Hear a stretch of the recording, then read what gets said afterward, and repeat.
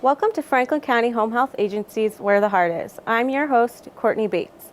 Franklin County Home Health Agency offers a full range of high-quality home health care, hospice, and support services for people of all ages. Through this monthly show, we bring you information about the agency's programs and services, as well as tips to help keep you and your loved ones safe and healthy at home. As 2017 comes to an end over at Franklin County Home Health, we are celebrating new beginnings, including some fresh new faces taking on new roles within the agency. So today on our show, I want to welcome Executive Director Janet McCarthy, Human Resource Generalist Victoria Fosher, and Director of Clinical Services Ella DuPont. Well, thank you for being here today, ladies. I thought we would just start with Janet with just a quick overview of the agency and any new updates. Well, sure. Great. Thanks for having us this morning. We're really excited to be here. We've had a very busy year, and we're wrapping up with achieving some goals that we had in our hospice program. As many people know, Vermont has one of the lowest hospice utilization rates in the entire country. And so we've been trying to do our part over the last 2 years to increase hospice utilization to make sure that our patients in our community get the right care at the right time. And we're also, to support that effort, starting our Care and Comfort project at home on January 1st. And that's a program for those individuals who are facing end of life, but who still want to receive curative treatment and other kinds of things that would otherwise disqualify them from participating in the hospice program. So we're looking forward to bringing that program to our community. And I think the other big thing right now is that we are in the midst of our end of the year campaign for financial support from our community, and we'd just like to say thanks so much for the community for supporting the work that we do. Great. So it is the end of the year, and we're going to flip hats a little bit, and Courtney, who's our usual host, is actually going to be a participant for a little while, and I'm going to be the Katie Couric of Franklin County Home is where the Home is Where the Heart Is show. So you can see I need a little buffing up. Courtney, you just joined our staff a few months ago, and tell us a little bit about what it's been like for you. Yeah, it's been great. So I am the new Community Relations Coordinator. So a lot of what I do is kind of spreading the word of the agency and our services and the things that we are doing. And spreading that word to the community, whether it's through Facebook, the website, press releases, newsletters, all kinds of different channels of communication. Yeah, well, and you started right off with the blue jean ball. Yeah, I mean, you got your feet really wet. Jumped right in. Yeah. So Courtney, part of your orientation has been going out to the community to meet people, the patients that we serve. What's that been like for you? That was a really great experience for me. I really enjoyed never having any kind of background in this kind of healthcare world, kind of just seeing the work that we do and the care and dedication that our staff provides and puts into every single patient. Every single patient is unique, and they really just go above and beyond. And I have a deeper appreciation for our team and what we do and the services we provide. And in that, I also got a better understanding of what it is exactly that we do and what we provide for our patients. So, did you have a favorite visit? Oh man, I liked going on the visits with the NFP nurses, seeing the babies. Family partnership nurses. Seeing the babies. That was a fun one. But yeah, no, I actually really enjoyed all of the visits because they were all so different. So each visit was a different experience and learning experience, and so, yeah. Well, I'm going to ask Victoria the same question. You know, Victoria, you've been with our staff, or on our staff for just a little bit longer than Courtney has been, and we sent you out to see patients as well. So tell us what that was like for you. Well, I really enjoyed it. Doing some of the recruiting, I found it really helpful to see, firsthand, the different positions that I would be recruiting for. I think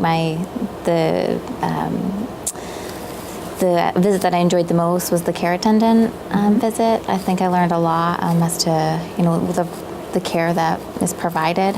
Our care attendants are such an important Yes, part of they the work are. that we do out in the community. Absolutely. Yeah. What do you think some of the greatest challenges are for people working in home health care? I think it really takes a caring person and someone who really enjoys their work. And the care attendants that I went out with, you can really tell that they enjoy what they're doing, and I think that really helps. For sure. Yeah. You know, this is we're taping this and it's snowing outside. You know, I think sometimes the one of the greatest challenges is just the weather. We just you know we make visits 365 days a year through snow, wind, rain. We take snowmobiles. Yeah, that's for sure. We use our four-wheel drive. We That's do right. it all. That's right. So Ella, you've been in home care for just about 5 years, and tell us what some of the challenges are. You've had experienced in, hospital settings, outpatient settings as a occupational therapist. What's different about home care? Well, what's different is also kind of what I like the best is you're going into someone's house. You're in the context of their environment, and you have what they have, and that's what you have to work with. And so that's different, but that's also the best part of the care that we get to provide in people's homes is you're not making anything up. You see what they have going on in their house, and you find a way to address what they need addressed with the resources that they have, or you get them the resources that they need to make sure that they're safe and comfortable and able to stay in their home. And that for me has been the best part of being part of Franklin County Home Health Agency. Yeah, home is where the heart is, for sure. Yeah. So Ella, you have been with us for a little bit, but you're new in your role as Director of Clinical Services. That's why I'm here. Yeah, so talk a little bit about what you see ahead for our patients in our community. So what I see ahead and what I'm looking forward to working on is really developing and training our staff members all across the board and all levels of the agency. I see that as being a big part of my new role is making sure that they're developing professionally and have opportunities to learn clinical skills that they need to provide the best care that they can to everyone in Franklin County. Regardless of what we do, we want to do it the best. And how are you going to make that happen? I am going to train the staff. I'm going to train our staff members how to train the staff. We're going to take a look at all the opportunities available to us to make sure that we get clinical skills practice, we get classroom practice. We're going out and making co-visits with staff. We're going to really make sure that we are out there and helping people be as successful as they can be. You know, when I think back when I worked in the hospital, one of the major differences that I think about home care, when I worked in the hospital and I needed to learn something new, I could, ring the patient's buzzer and have another nurse come and show me how to do it, or I could go down to the desk. In a home setting, it's a little tougher to get those kind of resources available to you right then and there. Yeah. So Victoria, when you're hiring for home health employees, what characteristics are you looking for? Well, I'm looking for someone who has a passion for the job, someone who is able to be independent and enjoys that. You are part of a team, but you are going into the homes usually by yourself. So someone who is comfortable in that independent way. And we also started a shadowing program. So part of the interview process is them going out into the field with somebody and shadowing, so they really can see what they would be doing. Great idea. in a So day. people really understand what the job is Exactly. before they sign up. Yeah. That's great. That's great. And how do you two work together? Well, we do a lot of work collaborating on recruitment, putting posts out on our website, on Facebook, LinkedIn. So we work together, putting together that content of who we're looking for and what we want our message to be, and then putting it out there. Yes. How different is that from where you came from before? Well, before it was, just kind of me. So it has been nice to have somebody else to, bounce ideas off of, to create content to be shared, to have a different, point of view. I think that's been really helpful. Yeah. So we have, teaming going on with HR and community relations. Ella, can you talk a little bit about the teaming that happens at our patient's home? Their interdisciplinary teams. Our interdisciplinary team involves all of the clinicians, all levels of clinical care in the agency. We provide all kinds of care, and we want to make sure that everyone's talking to each other. So we want the LNAs to be talking to the nurses and the therapists. The social workers need to be talking to the nurses about what people need. Our goal is to make sure that in in the houses we're providing the right level of care and we're taking care of people to the level that they need. And so, you know, from a clinical point of view in the agency, we're really working on talking to each other and making sure that we're doing the best thing for the patient.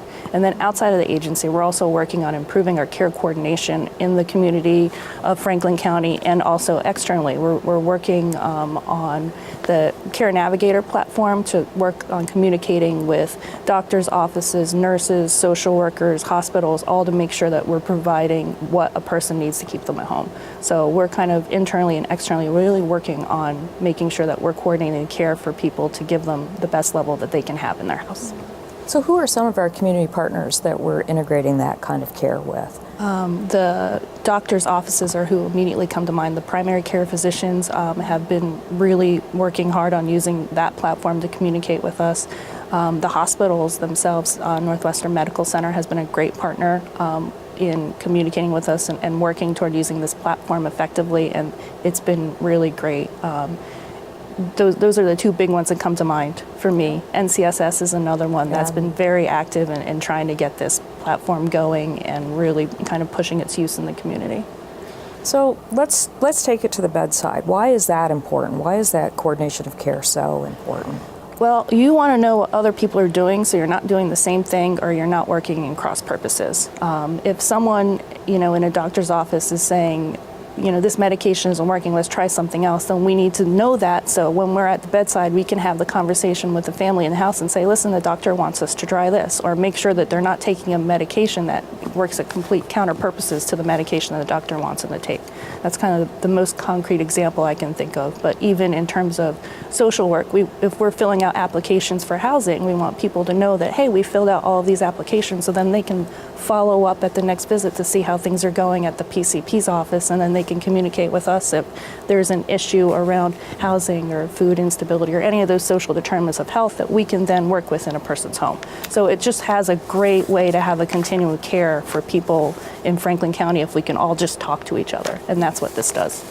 So you just mentioned housing and food insecurity. What does that have to do with health? Well, it has everything to do with health because you can't take care of yourself if you don't have a place to live and you don't have something to eat and you don't have just kind of a general basis of well-being.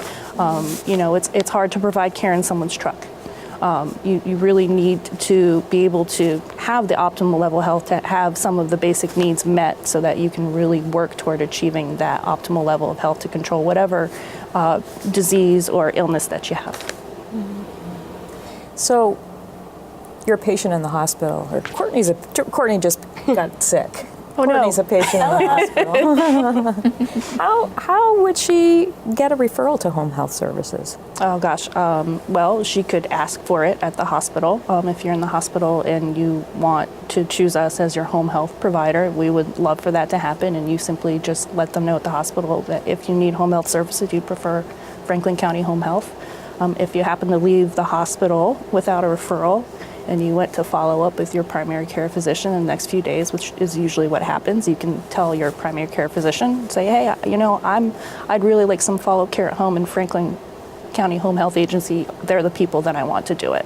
And then they would be able to call our intake line and we would take it from there to work with, you know, the hospital or the doctor or whomever to make sure that you got what you needed. Does insurance cover the cost of healthcare, home health care? Quite a bit. Medicare Part A covers 100% of the cost of home health care, which means there's no copay, there's no cost to you. Other insurance, they vary, but for the most part, quite a few of them cover home health care as long as you meet the criteria that they set forth. Yeah. And you know, many of our patients still don't have insurance, and that's partly where your role comes in, Courtney, and you know, helping to raise funds for to support the work that we do out in the community. Mm-hmm. So talk a little bit about what that's been like so far. Yeah, it's been great. Well, so with doing the home visits, again, seeing the care that we provide and the need for our services really kind of enforces that that message for me when I'm, you know, going out to get sponsors for the Blue Jean Ball and explaining why it's important that they help us, or with the, you know, the town meetings coming up and the town funding, explaining our services and what we do, and again why it's so important and why we need their help too. be able to continue to provide this for our community members and our neighbors and our families. And It's so we're so grateful for our community. yes. So grateful. Yeah, we couldn't do it without them. So I know that there's some special events coming up to help support you with recruiting. Can you talk Yes. a little bit about what's ahead? What's going to happen in our community here in another week or so? So on December 20th, we have a job fair that's going to be held from 3 to 6. So we're going to be, talking about the different positions that we have open. There'll be a chance to apply, meet with myself and other members of the team as well. So we'll be That's doing coming up. interviewing right there? We will, depending on the hiring manager's availability, of course. Yeah. But we will have managers there that can talk with candidates and applicants about the positions. That's great. One of the things I'm really excited about is we've partnered with Northwestern Medical Center and Northwestern Counseling and Support so that people who want to work in healthcare can get a little taste of everything. So where's this job fair going to be? It's going to be held at NMC. At Northwestern Medical Center? Yes. That's great. So again, it was December. December 20th, 20th? from 3 to 6. That's great. Well, I wish you luck. Yes, thank you. So. Ella, as we're about ready to turn the calendar to January 1st, I mean, what's happening in healthcare? What do you, besides training, what other kinds of things will be happening? Oh my gosh, well, so much training, but change is inevitable. We're going to be getting some new people on the Care Navigator platform that I was talking about, and so we will be working on continuing our efforts to coordinate care for even more people using this platform in Franklin County. There's going to be some changes to the Medicare conditions of participation, so we'll be taking a look at what that means for us and putting forth our efforts to comply with all of those rules and regulations. But really what I see happening the most is us continuing to do the good work that we do and taking care of everyone in Franklin County, because that's what we do best. So we definitely want to keep doing what we do best. People rely on us to be out and about, and we go all the way throughout Franklin County. Sure do. As I mentioned All the way up to Canada. You don't go over the border, although a few times unless we've you crossed make a the wrong border. turn. Yeah. Exactly. But yes, we 365 days a year, and midnight. If a patient needs to be seen at midnight, we're there. Montgomery or Richford, some of those more remote areas. Majority of the services we provide are right here in St. Albans, but we have a lot of patients that are a little more challenging to get to. You know what? We're happy to take care of them. We want to take care of everyone in Franklin County, no matter where they are. If you're in Franklin County, we want to take care of you. I feel like that's important to say. Yeah. Well, Courtney, I've stolen the show a little bit, so I'm sure you must You have did some great. questions. Being a new addition to the team, Victoria, what have been some of your highlights or your favorite parts of working for home health? I think just all the people that I get to work with. Everybody's just been so welcoming, and that's really exciting when you're starting a new position.